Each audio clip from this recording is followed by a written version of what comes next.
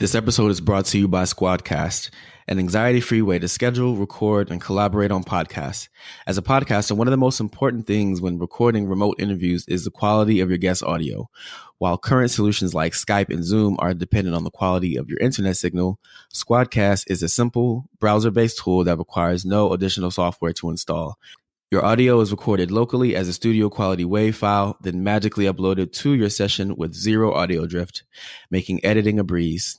We've been rocking with them for about a month now, and we're loving this experience thus far. So to get started up, hit up squadcast.fm, use the promo code EXTRA for your 14-day free trial. That's the promo code EXTRA at squadcast.fm. Let's get it.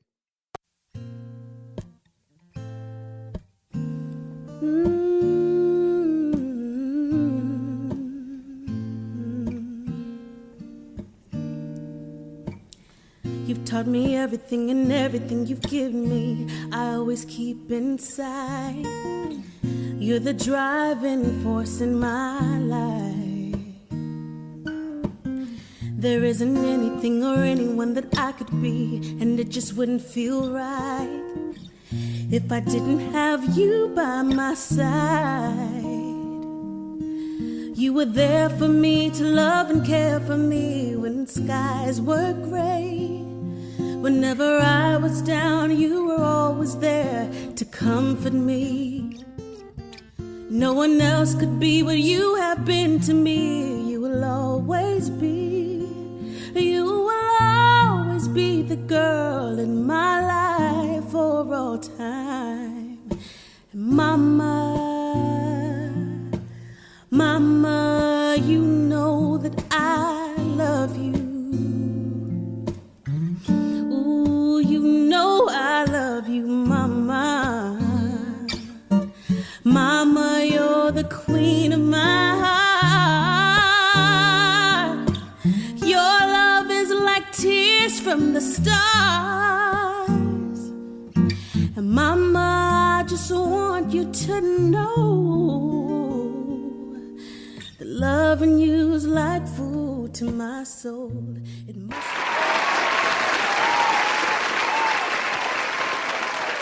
And welcome to the latest installment of the Extraordinary Negroes. It is your boy, Jay Connor. And this is Alex Hardy.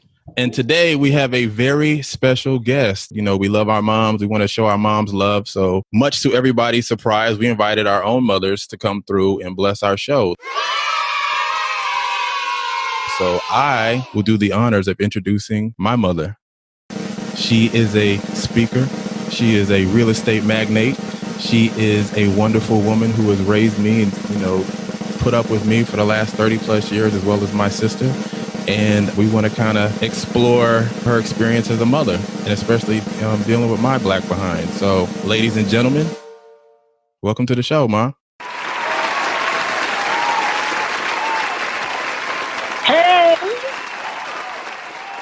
My pleasure being here, sweetie. Oh, my goodness. It is Talk such a to pleasure me. to talk Ask to me you. any questions that you might have. Welcome. Thank you so much for joining us. I am so curious to get to know the person who created this person that I share this space with. I have so many questions, but I'm going to keep this real short and sweet. I got to know how this person came about. So my first question is, what kind of kid was Jay? Beautiful. And I say that sincerely. Most people have.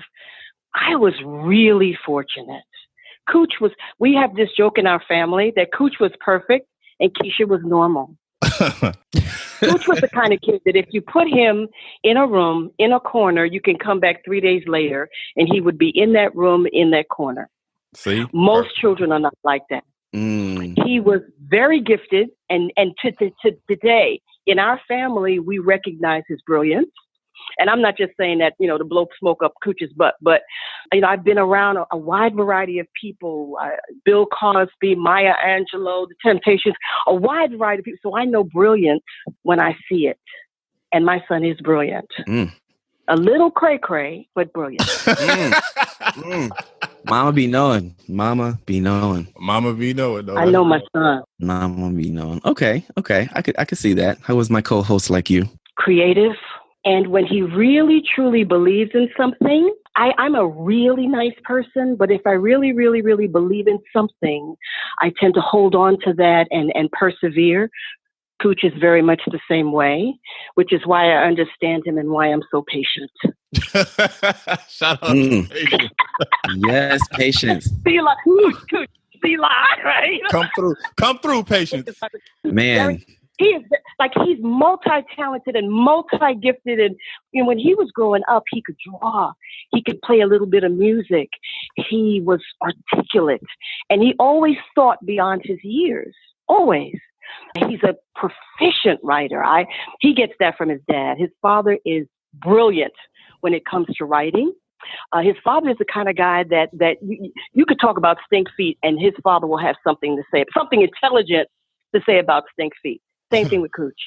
He writes, I need to be honest, whenever he writes something, my heart leaps for joy. Because I see the gifting, I see the talent, I'm a wordsmith, I enjoy speaking, so I appreciate the value of words. And I think that's another thing that he gets from me is the value of words. His father is excellent at using them, but Cooch, he's like an artist with words. He can create the most amazing pictures. I'd have to, I agree. You did good. Y'all did good. Y'all did good. He's a if you look at him with the hat turned back, backwards, and he's not in a suit.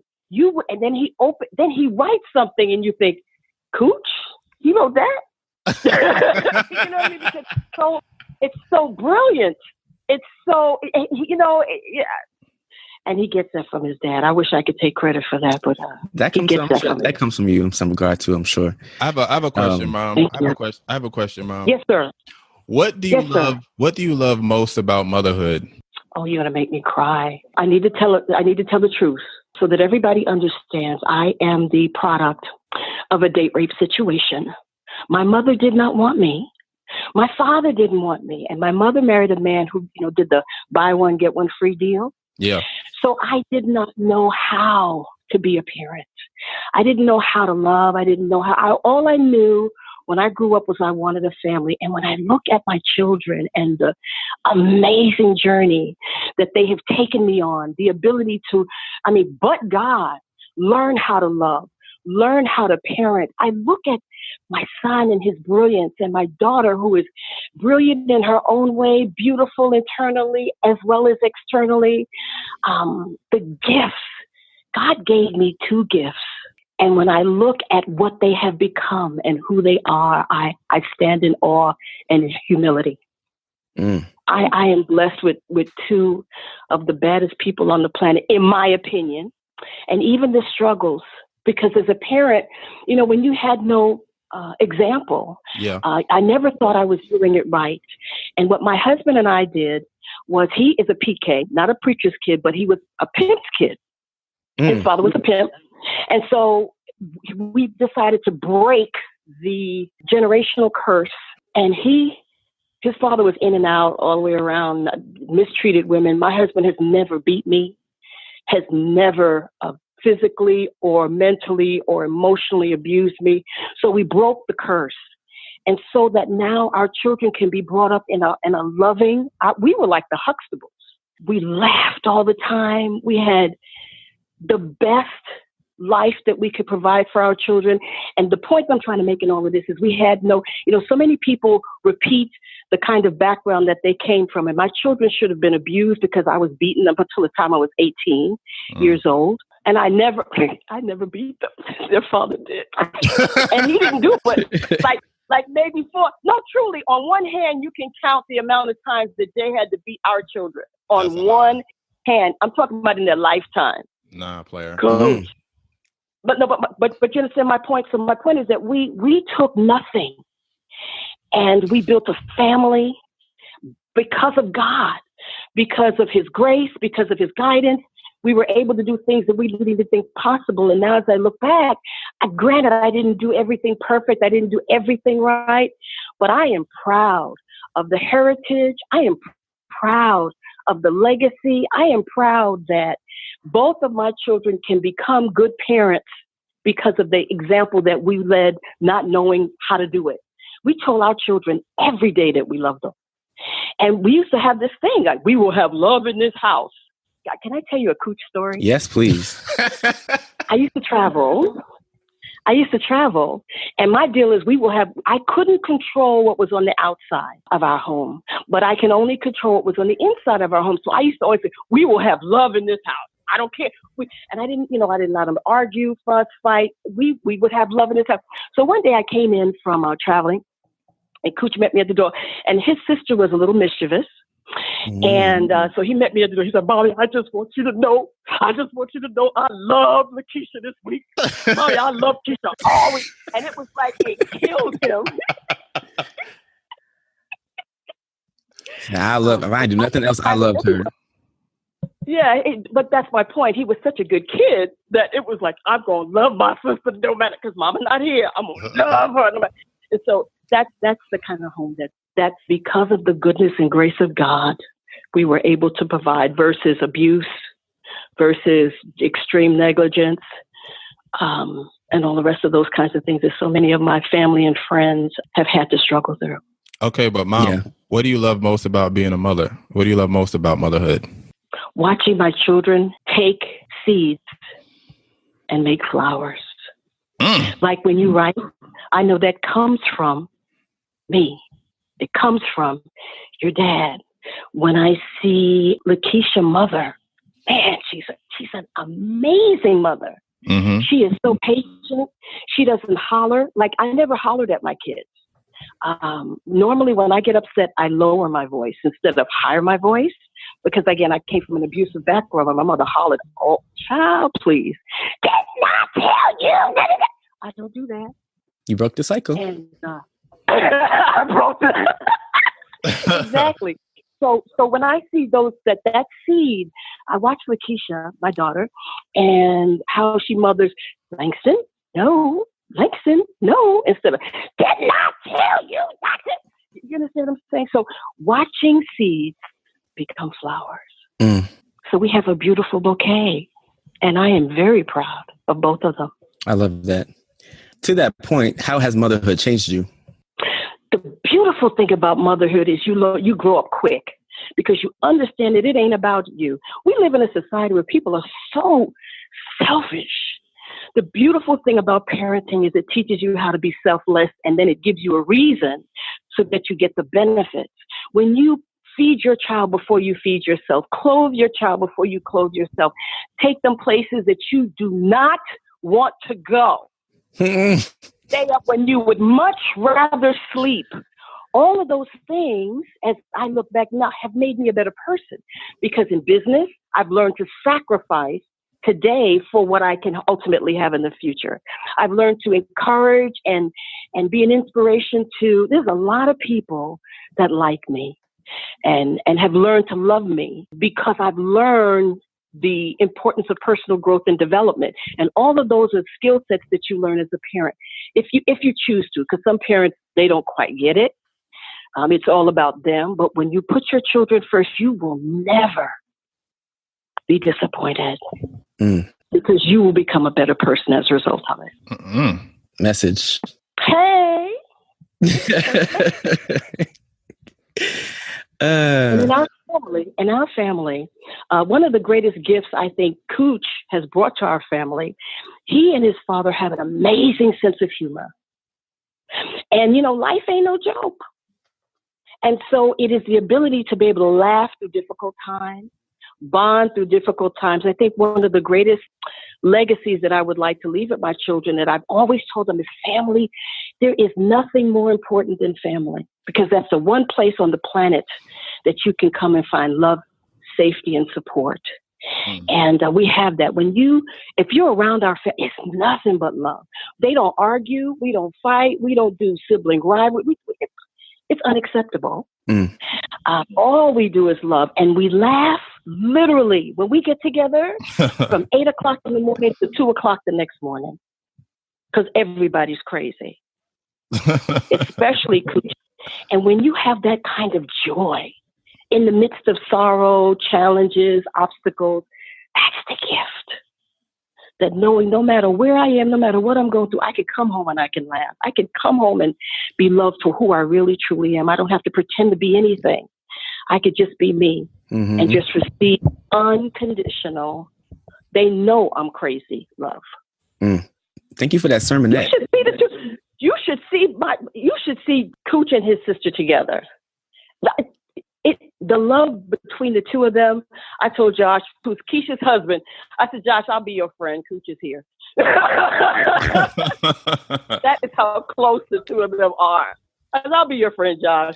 That's a big, just changing dynamic. Me and my sister. I wish we were that close and had that kind of bond. And can I say something to your audience? This is Mother's Day. If you're having challenges with your mom, let it go. It ain't that deep. There is nothing more important than your relationship with your parents. Nobody's perfect. Every parent on the planet wishes that they could do something different or better or be smarter or whatever. So if you're struggling in your relationship, can I, as a parent, say, forget, let it go. You can't fix the past, but you can choose how you're going to have your today and your tomorrow. You can decide today to fix it, clean it up, or start the journey for reconciliation. Because there's nothing like the relationship of a child with their parent. Mom, to that point, though, what would you say is your biggest regret as a mother? Ooh, disappointing you in some ways. I've had some, I'm an entrepreneur. And the thing that I've learned in life is I didn't know what I didn't know. And sometimes you take entrepreneurial risks, trying to really do what's best and really try to do for your family and really try to and it doesn't work out. And the other side of that is I did not know how to ask for help. So I allowed myself to get in situations that caused pain to my children. And I'm deeply regretful for that. But I've learned even in that area to forgive myself, get up and go on and keep on moving, because that's yesterday. And the best example that I can be to my children is be a better person today. So that's a huge regret. Yeah. And Cooch and I have had, conflicts about it. But you know what? You can't stay where you were. I can't fix yesterday, but I can fix today. Today I can say, you know what? I'm sorry. And when you say sorry, you got to really mean it. The people who say they're sorry and they don't really mean it, or they're so caught up in their own feelings that they don't really connect with the pain that you've caused other people. At the end of the day, it's not whether the pain was intentional or unintentional, because a lot of people feel like they shouldn't have to repent for unintentional pain. That's not the point. The point is that if something you do hurts someone, or causes someone else pain. And I'll give you a simple example. In 2015, I fell face down on concrete and I lost my face. It was probably one of the most devastating experiences. And I had a little money in the bank and I didn't tell nobody nothing. But then when I went through in my rehabilitation, trying to get things right, I foolish pride. And trust me, I've got more than my fair share. I didn't tell nobody. And finally got to a crisis situation when I called my daughter. She said, Mom, why didn't you tell me? And my son-in-law, I don't call him son-in-law, I say son-in-law, because he is my second son. Don't mess with me. I like that. Shout out to Josh. It was like, why did you? And Josh was mad at me. You know what I mean? Yeah. So my point is that we make mistakes. Repent, do your best to clean it up, and then move forward. Because you're not the person that you were last year. If I'm talking to any parent, we've all made mistakes. Some parents were alcoholics, some parents were drug addicts, and some people were like me. I was an alcoholic, I was a drug addict, I was a wonderful mother, wonderful parent, but I still made mistakes. Yeah. Repent, go to your kids and ask forgiveness, and then move forward in recreating a new relationship for today. That's so important because we have we hold on to grudges as family. Like people go to the grave mad at one another, hating. I ain't talking to them for misunderstandings. Yeah, for foolishness that could have been handled with one difficult situation was. Yep. You're like, really? Yeah. But then I went through a season where my sister did not speak to me. She got mad at me about something and didn't speak to me. And we are now in a wonderful, marvelous, and fabulous relationship. But when I would tell people why she wasn't speaking, they'd be like, really, for that? Family, as I've tried to instruct my children, at the end of the day, that's all you got. That's the one place where you can find love and support.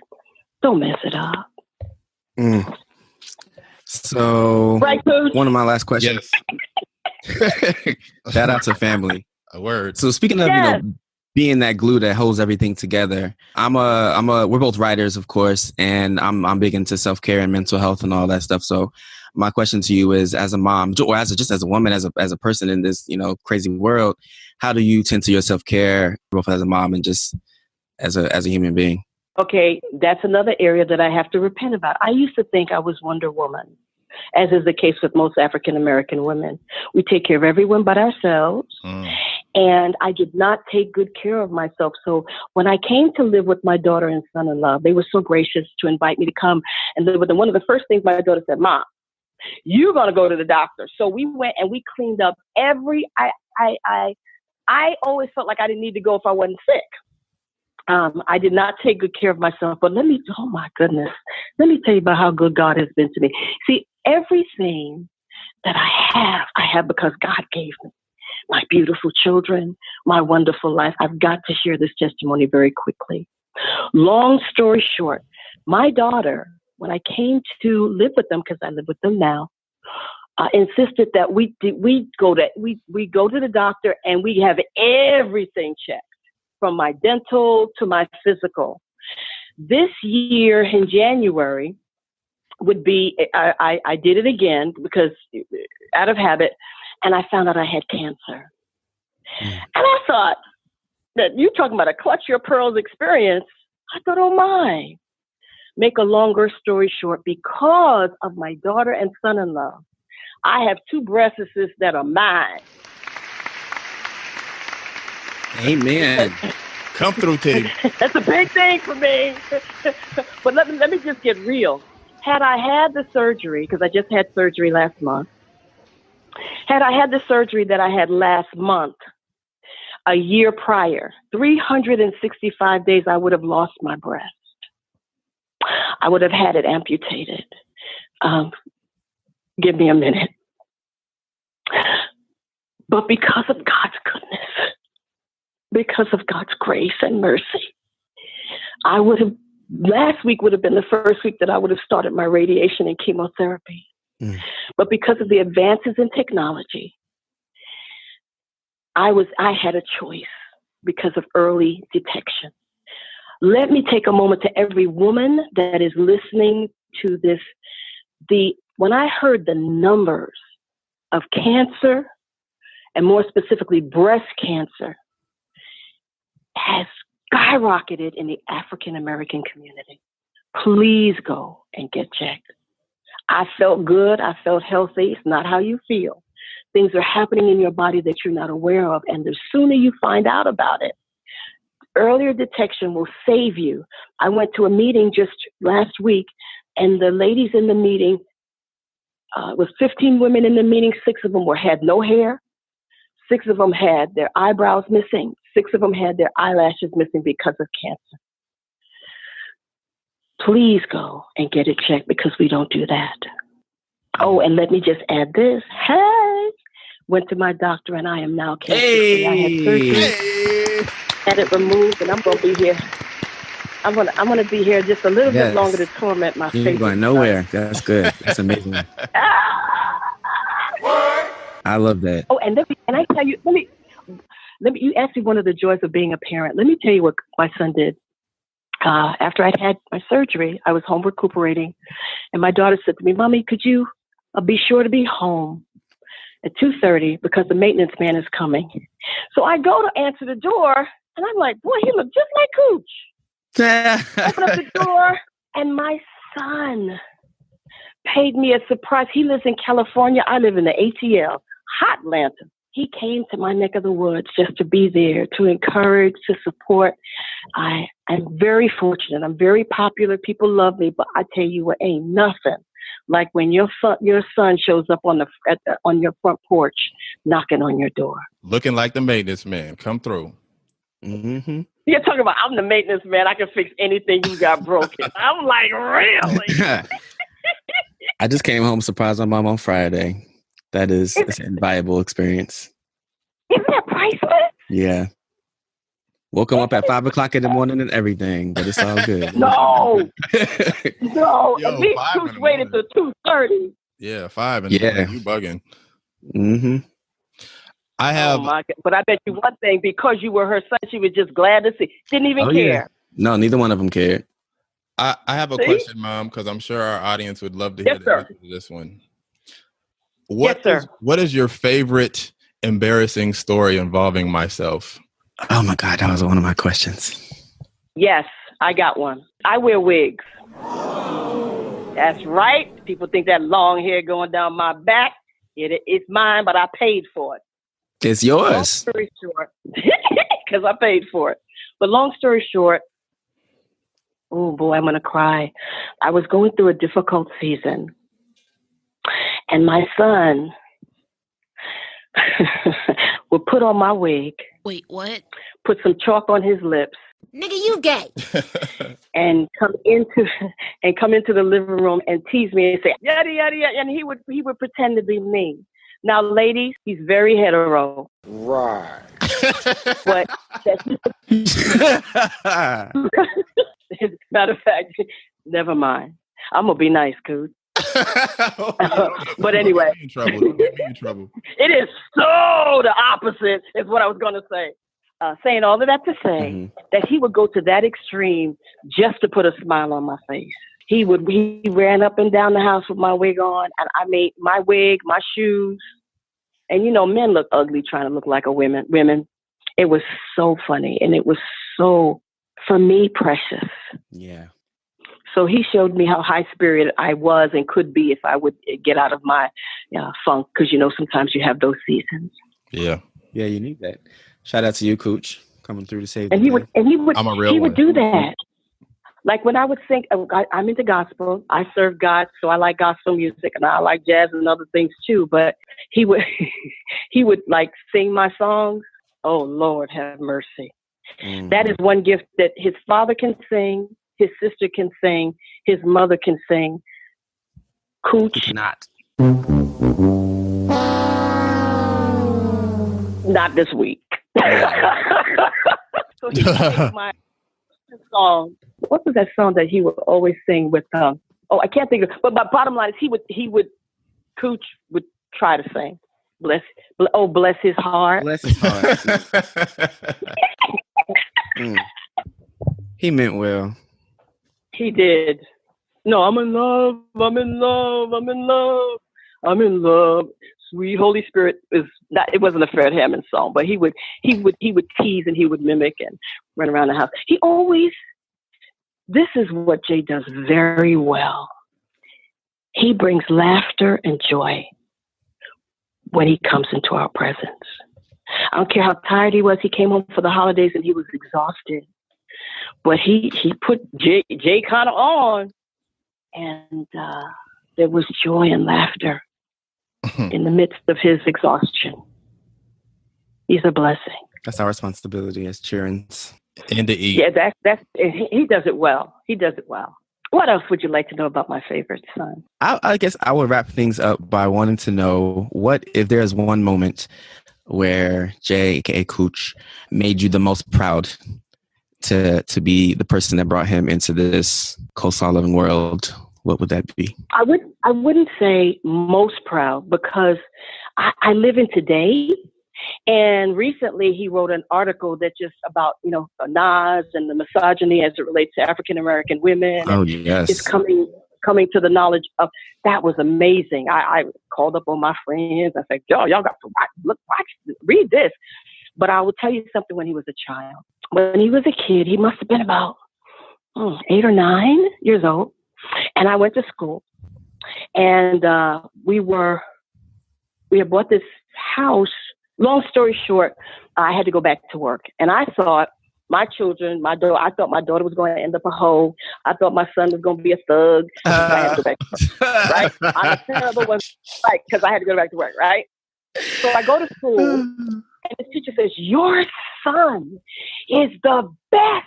He's this, he's that," and I'm sitting there like, because I'm doing the whole guilt thing as a parent, because I always felt like to be a real parent, you needed to be at home. Yeah. And so I leave this amazing report about how he's such a leader in his class, how if she wished all kids could be just like him, yada, yada, yada. And I go into my car, and Cooch is with me, and I start crying. He goes, "Mommy, why are you crying?"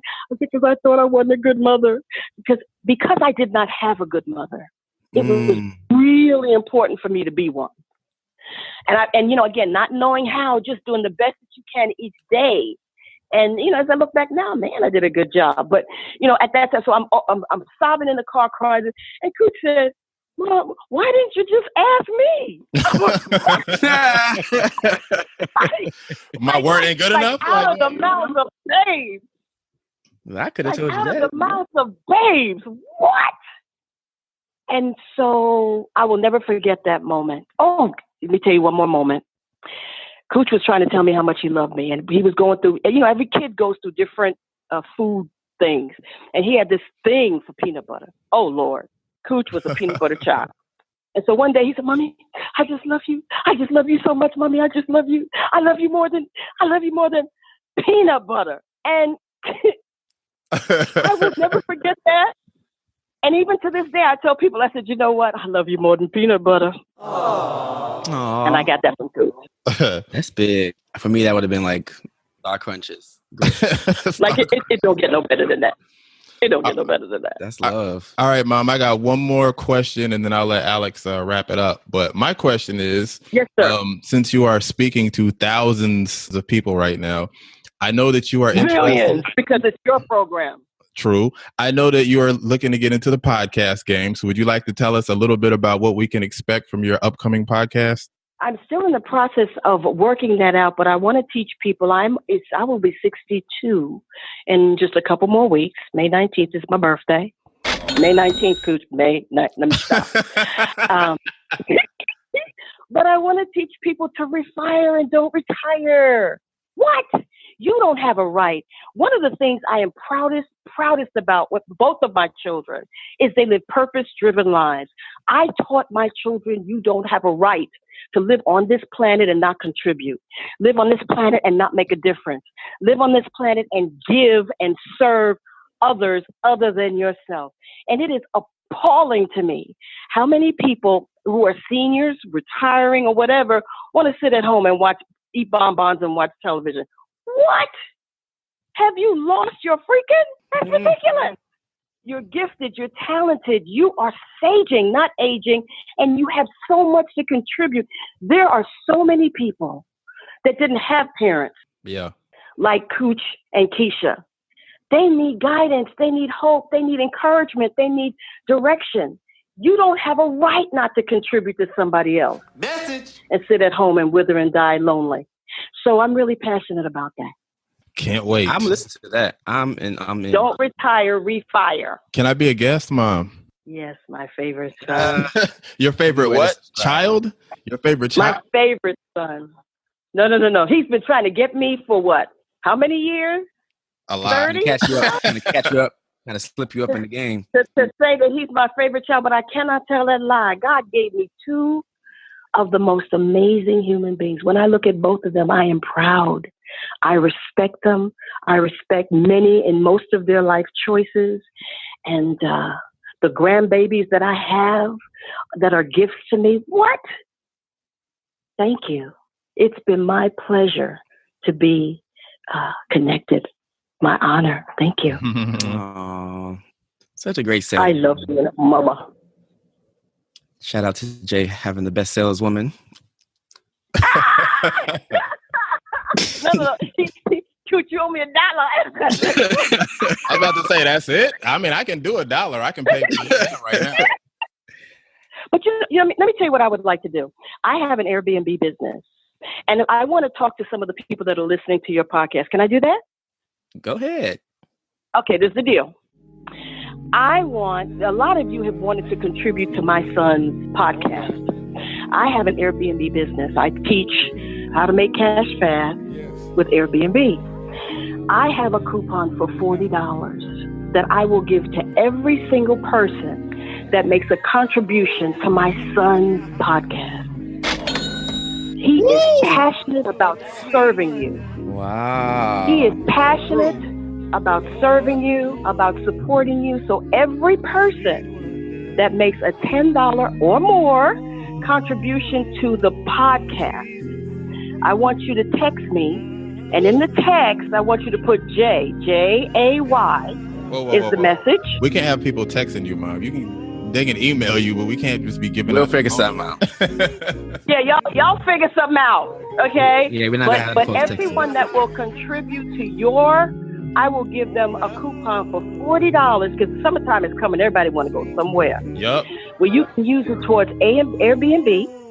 You $40 discount off of. It has to be. You have to make a $75 booking. So bottom line is that night or that will cost you $35. But if you will contribute to my son's mission, this is his call. This is his mission. He's passionate about it, and I want to support him. And I know a lot of you have been thinking about it. Well, this is your call to action. Come through. Support my son, and I will support you. Oh. And for those wondering, you can do that at www.patreon.com/The Extraordinary Negroes or paypal.me/The Extra Negroes. So come get you this $40 coupon. Stop playing games. Yes, and support him so that he can continue to support and serve you. Mm-hmm.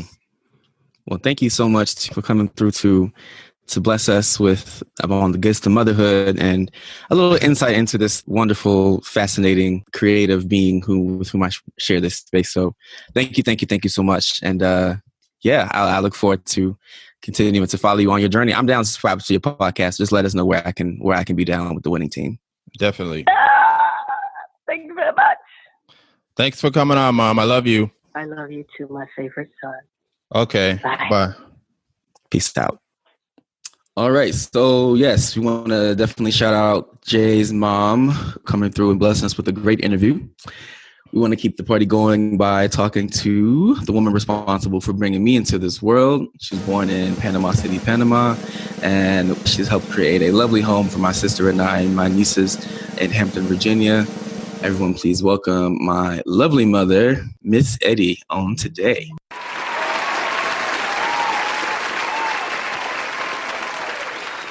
Hey, Mom. Hello, everybody. Yes. How's it going, Miss Eddie? How you feeling today? I'm feeling just fine. Thank you. It's a good day today. That's what we like to hear. Thank you for coming on to the show. Before I begin, I have one very important question that I've been dying to know. And that question is, are you responsible for this Janet Jackson obsession? I really need to know this question. Obsession? No, I'm not. Absolutely not. I like Janet Jackson, but he has the obsession for Janet Jackson. That's all of his own design. Yeah, that's all his own design. Okay. All right. I just had to know. So what do you love most about your son, Alex? His generosity and compassion, which I guess he gets from his mom. Of course. Yep, and his enthusiasm for anything he's trying to pursue. Yeah. You know, once he gets started on something, he's like a dog with a bone. He won't let it go. Has he always been like that? Yeah, for the most part. Okay. Yeah, for the most part, he has been. Okay. And how has that relationship that you've had with your son, how has that kind of changed you and molded who you are as a person? It has taught me to be a lot of patience. Yeah, a lot of patience. Always had, all these ideas in his head of things he wanted to do. I guess from time before he turned 18, he always said his goal was to move to New York, and he did that. Yeah. And, to pursue his dreams. I guess he figured New York would allow him a little bit more opportunities. So that's what he did. Yeah, and now he's in a position where he's changing the world before your very eyes. So that's got to be. Yes, he is, and I'm very, very proud of him. That's what I like Thank to you hear. very much. Now, what about Alex reminds you of yourself? I would say it's compassion, willingness to always lend a hand, where necessary. With me, he's very attentive. Yeah. He's very attentive with his mom. I hardly have to lift a finger when he's home. I go to do something, and Alex is right there, ready to do anything before I even ask him to do it, and that's appreciative. But he wasn't, like, as a child, my biggest challenge with him was clean up your room, Alex. Clean up your room, Alex. Yeah, he was a little messy kid. Yeah. Is there anything else about him that reminds you of yourself? I think that's about it. His compassion, willingness to help others. Yeah, that's about it. Say both a love of rice. I probably get that from you and Grandma. Oh, rice. Yeah, rice, and he loves to cook. Yeah, that's one thing he gets from me. He likes to cook. But can he cook? Enjoy. His favorite is mac and cheese. See? And he makes a mean grits too. Oh, okay. See? Okay. Does he put sugar in his grits? Because allegedly he doesn't, but I don't know if I can. No, that's a no-no in this household. See? That's what I like. No sugar. That's what I like to hear. We do not believe in that. We do not believe in that at all. Sugar is not the way. I have a question, Mom. So for those listeners who don't know, my mother and I both have lupus. And I was diagnosed when I was 20, and my mother has been dealing with that. Yeah, she started dealing with that when she was age of 14. Okay. Yeah, this is Lupus Awareness Month, and I just wanted to make sure to touch on that since we both dealt with that. Can you talk a little bit about like what that living with lupus has been like? Most people don't maybe know what it's been like to live with lupus for over 40 years or so. So can you talk a little bit about what that's been like? Well, let me say this. First of all, lupus is an autoimmune disease that, which affects any part of the body. And it's the immune system basically attacking healthy tissues in the body. Mm-hmm. And it can be from mild to severe in some people. It can present itself as a rash, which is the case with me. It presented itself as a rash on my cheeks. And then I had symptoms of like arthritis, which at first I was diagnosed with arthritis, but it turned out to be the lupus. I've had kidney involvement. I've had heart involvement. I've had lungs involvement and skin involvement. My lupus affects I have the discoid and what they call erythematosus. It's a chronic disease, which means chronic means lasting more than 6 weeks. Okay. And I know for me, I had some of the same. I had heart involvement as well. I had kidney involvement. Yeah, Alex's kidney basically was shutting down at one point. And he had they did a procedure on him called plasmapheresis, which is they clean your blood, right? Yeah, cleaning your blood out. Yeah. Mm. Do you feel like lupus has at all strengthened the relationship between you and Alex? I think it has. It's something that we both share, and unfortunately, this is something I wouldn't wish on anyone, but we've both had to deal with it. The swelling of the joints and the pain, and with me, I from day to day is a daily battle. Sometimes you wake up, you don't know how you're going to feel. Some people have lupus, and you can look at them and you don't see anything that looks like they have lupus. They look completely normal, but they're suffering inside. For me, I think it did bring us closer. It gave me a much, much greater perspective of what my mother had been living with, lupus was a part of my life for as long as I can remember. And so, it gave me a firsthand perspective of what, this thing that had been a part of our lives forever. And, just a greater empathy for, like she said, those days when you don't know, when you might have maybe a good lupus day tomorrow, maybe a bad day in terms of pain or swelling or, inflammation or anything else that could be going on within your organ system. So it definitely, in many ways, encouraged me to want to help people more and, tell my story and tell other people's stories and all of that stuff. So it's definitely made me appreciate her so much more. Yeah, I'm always fascinated by like how when children go through certain health issues, how they kind of like strengthen the bonds that mothers have with their children. I know that I had a situation where I had like a serious life-threatening ailment as a byproduct of my military service. And I was in the hospital for like 9 months. And my mom was like one of the only people that was there, through thick and thin. Like she flew because I had to fly out to LA and it was crazy. So she flew out and stayed with me, and it just really kind of strengthened our relationship. So I think it's really beautiful that you guys have had each other in overcoming this condition. Yeah. I think that's somewhere a lot where I was get some of this empathy from, that has brought us closer together as mother and son. Yeah. Yeah.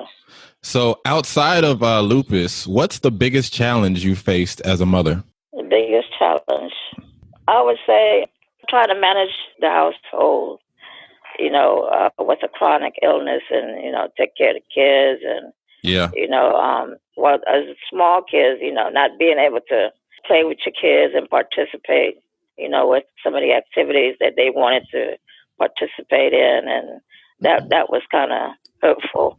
Not be able to do those things with the child, Now, speaking of those activities, though, is there any kind of secret talents or skills that Alex has that we don't know about? No secret talent. I know everybody knows that he dances, right? And he can eat. We know that, too. Yeah, he can eat, yeah. And he got a gift for gab, which his mom doesn't have. I don't have a gift for gab. Yeah. But he likes to talk and, socialize and, no hidden talents that I know of. No hidden talents? He can't like, do a headstand or anything like that or anything crazy? No, nothing crazy. Can't sing. No. Sorry, Jay. I don't have to. We're trying to get behind the veil. And yeah, I don't have any beans to spill on that side. Okay. All right. Now, what is your biggest regret as a mother? What would you say that is? My biggest regret, let's see.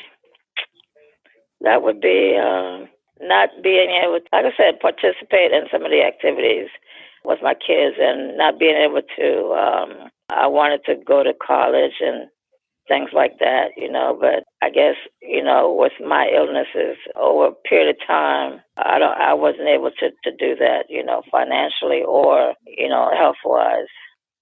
Yeah, but we still had a very great, amazing childhood and we did a lot of great things. I mean, we went a lot of places and, we were able to travel and do horseback riding and, I played a lot of sports and, always really active. And so, yeah, we still had. Yeah. I went to all his sporting activities. He played t-ball and baseball and. I played baseball until I got hit in the face with a ball, and that was it for me.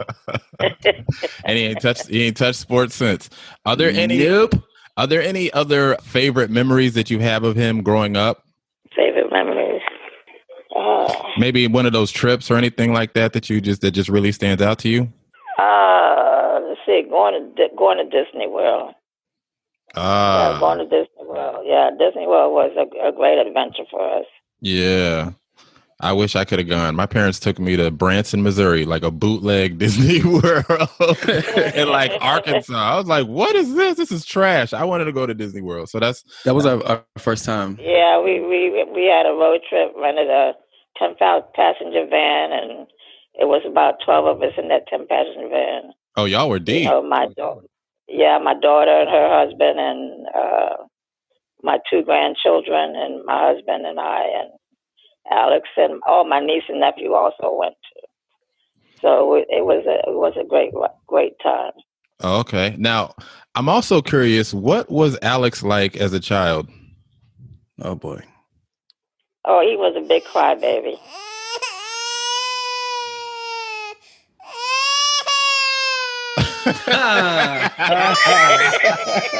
I knew it. Alex was the biggest, I knew it. He was the biggest crybaby. Why are you always crying? Yeah, he was always crying about something. Was he getting picked and on? It didn't take much to make him. No, he he'd meet a stranger and he'd start crying for no reason at all.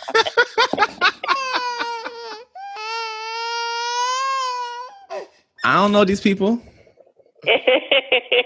Oh, that's funny. That's funny. Yeah. I'll ask one more question and then I'll let Alex close it out. But what is your favorite embarrassing story involving Mr. Hardy? Oh, Lord. Alex never embarrassed me, I don't think. Even when he was crying all the time? No, just the crying, but he never wasn't embarrassing to me. I was always proud of everything he did, Yeah. See, Alex was a good kid coming up. Almost too good to be true. And then he grew up and, he became who he became.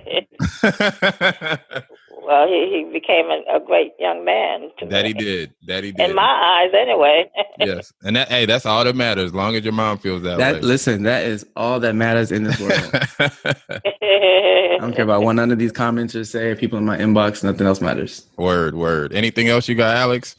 Curious. Well, do you feel any pressure? Well, for me to have any grandchildren, do you feel that is that something that you would like to see, or are you good with TJ and Selena? I'm good with TJ and Selena. If that's something that you foresee in your life, in your future, that would be great. Yeah, but I would like to see something from you. All right, y'all. It's time for me to but only when you're ready. You got any preference, daughter or granddaughters, grandsons? No, as long as they're healthy. Okay, that's what's up. And they don't cry. They don't cry. It'll be a great, well-adjusted. I think they'll be a great kid with great eyelashes. It'll be a wonderful child addition to the world. Yeah, good genes. Yeah, I don't have anything else, Mom. Thank you for coming through. I know this is your first public interview of this sort, so we definitely want to thank you for stopping through. Thank you to both, also Jay's mom, for blessing us with mini gems during her time with us as well. So yeah, shout out to you, Mom, and thank you for blessing us with your time. Yes, thank you for coming on. We appreciate it. And happy Mother's Day. Thank you, Jay. Talk to you soon, Mom. All right, love you. Love you too. Bye. Mother to Son by Langston Hughes. Well, son, I'll tell you. Life for me ain't been no crystal stair. It's had tacks in it, and splinters, and boards torn up, and places with no carpet on the floor, bare. But all the time I's been a-climbing on, and reaching landings, and turning corners, and sometimes going in the dark where there ain't been no light. So boy, don't you turn back. Don't you sit down on the steps 'cause you find it's kinda hard. Don't you fall now, for I's still going, honey. I's still climbing. And life for me ain't been no crystal stair.